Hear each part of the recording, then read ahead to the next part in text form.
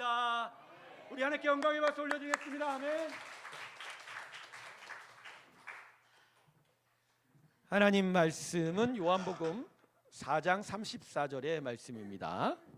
요한복음 4장 34절 말씀입니다.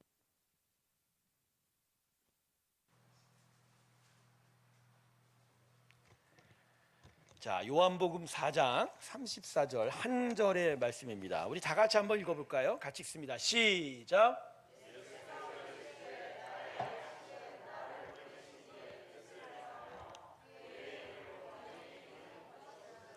아멘.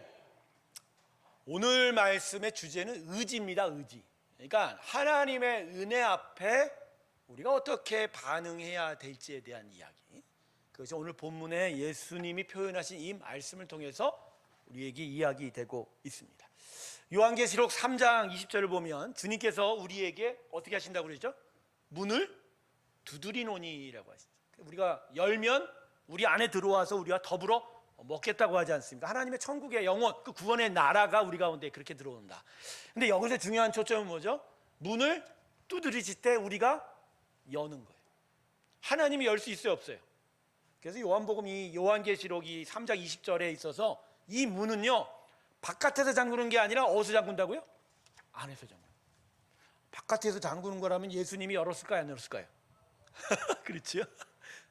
여러분, 우리 마음의 빗장은 누가 걸고 있다고요? 하나님이 그것을 벗겨내실 때가 있어요, 없어요? 예, 제가 성경을 읽어보면 하나님이 빗장을 벗겨내는 경우는 없어요. 막 흔들어 막 열라고 막 재촉하시는 경우는 있지만, 그런 우리 마음의 빗장은 누가 열어야 돼요? 오늘 말씀이 여기에 대한 이야기입니다. 오늘 본문은 이 수가성의 한 여인과 관련된 이야기죠. 예수님이 요한복음 이 4장 말씀을 통해서 보면 수가성의 이 여인을 만나려고 저 북쪽 유대 지역에서 이 갈릴리로 가는 그 길에 사마리아로 통하는 길을 택하셨어요. 여러분, 우리도 알다, 우리가 계속적으로 제가 여러분에게 배경을 드렸지만 당시 이스라엘 백성은 사마리아 사람들 대단히 경멸했습니다. 왜냐하면 북이스라엘 왕국이 멸망한 후에 이 지역은 이방 사람들과 통혼하고 하나님에 대한 신앙을 저버렸기 때문입니다. 그래서 같은 유대 민족 이스라엘 사람이라고 해도 요 사마리아 지역만큼은 북쪽 갈릴리 사람이나 남쪽 유대 사람들이 대단히 경멸했어요. 그러다 보니까요, 지나치는 길도 이 지역으로 통과하지 않으려고 해요. 그래서 남쪽 유대에서 갈릴리로 가면 이 사마리아를 통해서 가면 되게 가까운데, 곧장 질러가는 길인데 이스라엘 사람들은 어디로 흘러가세요? 요단강을 건넜다 북쪽으로 와서 다시 요단강을 건너는 이런 수고를 더 하게 되었죠. 하지만 예수님은 그런 수고를 하지 않으셨어요. 그냥 곧장 이 사마리아 지역으로 통과해서 갈릴리로 가시다가 이 수가성에 들리게 된 거죠. 하지만 아무 목적 없이 그냥 빨리 가려고 들린 건 아니에요. 이 수가성에 이 여인을 구원하시고자 하는 하나님의 예정, 그 섭리 안에 예수님은 이 마을을 방문하게 된 겁니다. 하지만 예수님도 육체를 입으신 몸이라 이 여정의 길이 대단히 힘드셨던 것 같아요. 계속 걸어야 하니까 말이에요. 그러다 보니 이 수가성에 도착할 쯤에 약간의 탈진이 왔던 것 같아요. 목도 마르고. 그래서 예수님이 이 수가성 마을 가운데 있는 우물 곁에 가서 쉬고 계셨고, 제자들은 곧 쉬는 틈을 틈타 허기진 예수님의 배를 달래고자 마을로 들어가서 먹을 것을 구해가지고 오게 되었습니다. 이제 그 사이에 여러분 잘 아시다시피 이 수가성 여인은 예수님을 만나게 되죠. 계속된 질문과 또 반항, 그렇지만 예수님의 예지력까지 더해져서 결국 이 수가성 여인이 예수님을 믿게 돼요, 안 믿게 돼요? 믿게 돼요. 결국 마을로 들어가서 여기 선지자가 왔다, 메시아인 것 같다, 와서 예수를 보라, 막 이렇게 자랑까지 하게 된 겁니다. 그 사이에 예수님의 제자들이 예수님에게 돌아왔습니다. 그리고서 이 예수님에게 자신들이 구해준 먹거리를 드리게 되었습니다. 거기에 대해서 예수님이 뭐라고 한지가 바로 우리가 읽은 오늘 본문의 말씀. 뭐라고 하죠? 예수께서 이르시되 나의 양식은 나를 보내신 이의 뜻을 행하며 그의 일을 온전히, 이게 무슨 의미냐면 제자들이 먹을 거 구해가 오는 사이에 예수님 목적하신 걸 다 행하셨어요.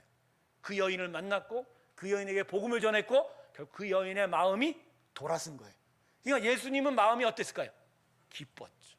그런 기쁜 마당에 제자들이 음식을 가져왔을 때 제자들이 맥 풀리는 소리를 한 거예요. 나 이제 안 배고파. 그 얘기예요.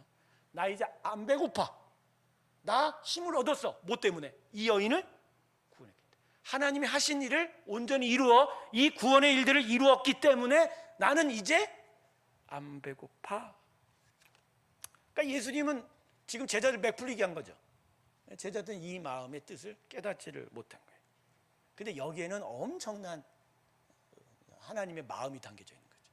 즉 육체의 굶주림을 참고서라도 한 잃어버린 영혼을 구원으로 인도하고자 하는 하나님의 열심 말입니다.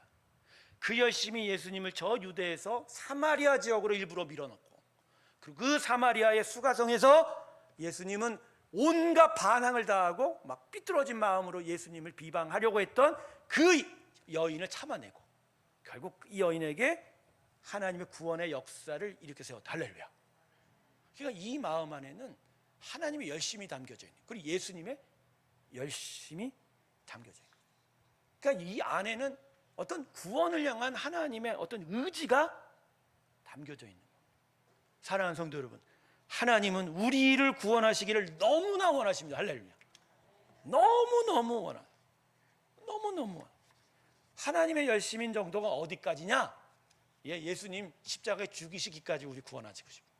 자기 아들을 죽이실 때까지 끝까지 우리 구원하시기 원합니다. 그러니까 여러분, 하나님의 구원의 여정 앞에 너무 뻐대기지 마세요. 우린 이길 수가 없어요. 왜? 죽음을 볼 때까지 하세요. 죽음을 볼 때.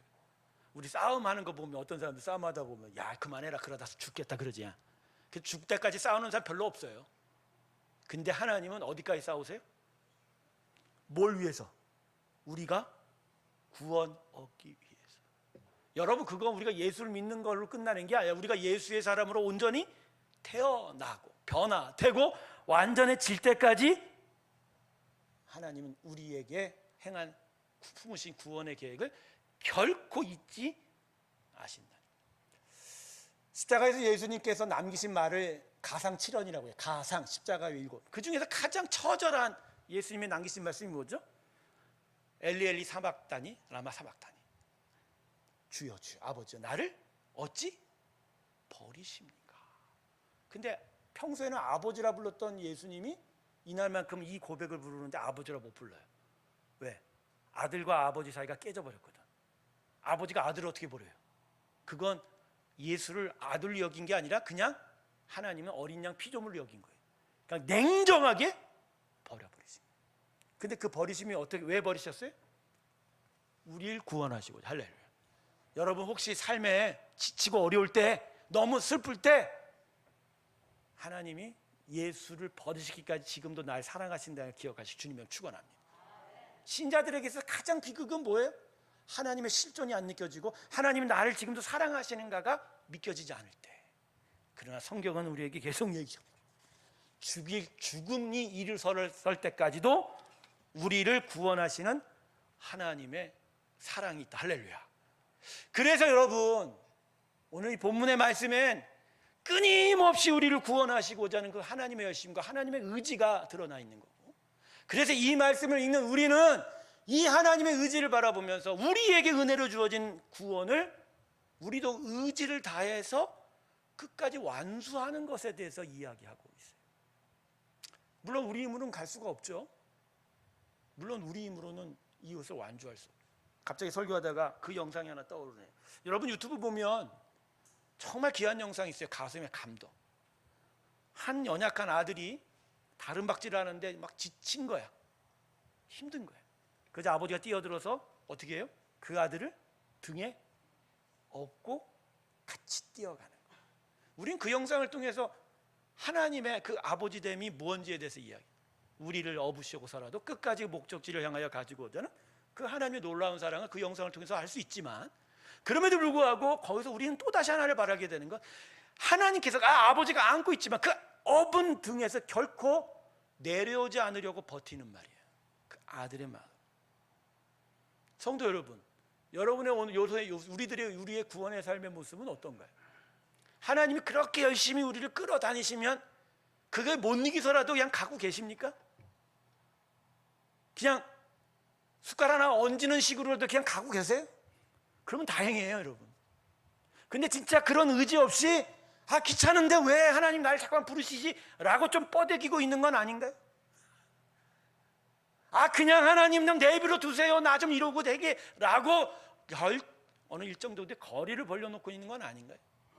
아니면 정말 싫어서 나 몰라요 라고 하나님께 등을 보인 적이 없냐라는 거죠. 제가 이 설교의 서두에 요한계시록 3장 20절 말씀을 드렸죠. 내가 네 문 앞에 서서 두드리노니 네가 문을 열고 나를 영접하면 내가 너와 함께 들어가 너와 함께 먹고 마시리라. 할렐루야. 그거예요, 여러분. 우리가 해야 할 일은 그분께 반응하는 겁니다. 그분의 마음을 깨닫고 그분의 열심을 깨닫고 그분의 의지를 안 채, 그죠? 그분 앞에 나의 의지를 드리는 것. 그렇다면 우리의 부족함과 연약한 문제가 되지 않아요. 같이 가고자 하는 우리의 마음의 방향이 섰다면 하나님은 우리를 업어서라도 천국으로 인도해 줄 줄로 믿습니다. 빗장은 우리가 질렀지 하나님이 닫으신 적은 결코 없다.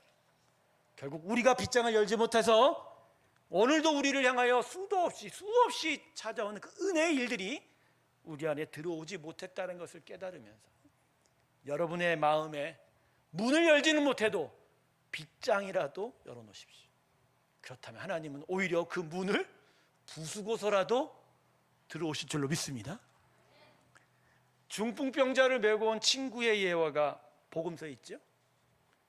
아픈 그 병자를 메고 온 이 친구들, 그런데 그 집 앞에 엄청난 사람들이 가득 차서 도무지 이 친구를 예수님 앞으로 데려갈 수가 없어요. 예수님의 말씀 하나, 예수님의 손 한 번 닿기가 힘들었어요.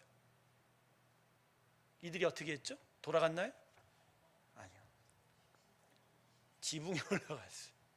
기와장을 뜯었어요. 그리고 거기서 기상천외하게 침상을 줄로 매달아 예수님 바로 머리 꼭대기에서 내려왔어요. 그런데 예수님이 당황하고 기분 나쁘거나 불쾌하지 않았어요. 오히려 자기를 만나려고 하는 이들의 간절한 이들의 의지에 이들을 축복하셨습니다. 할렐루야. 저는 이 금요 찬양 예배가 그런 자리 되기를 원합니다. 비록 우리가 할 수는 없어도 그분께 우리의 의지와 마음의 방향만큼은 드릴 수 있는 건 아닙니다.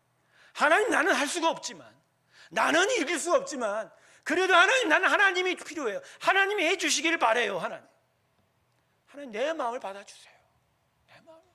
당신이 나를 그렇게 사랑하신다고 하시니 나의 오늘 이 간절한 기도에 좀 응답하시고 하나님 내 인생의 문을 여시고 당신의 나라를 이루어 주십시오라고 하는 그 간절한 말입니다.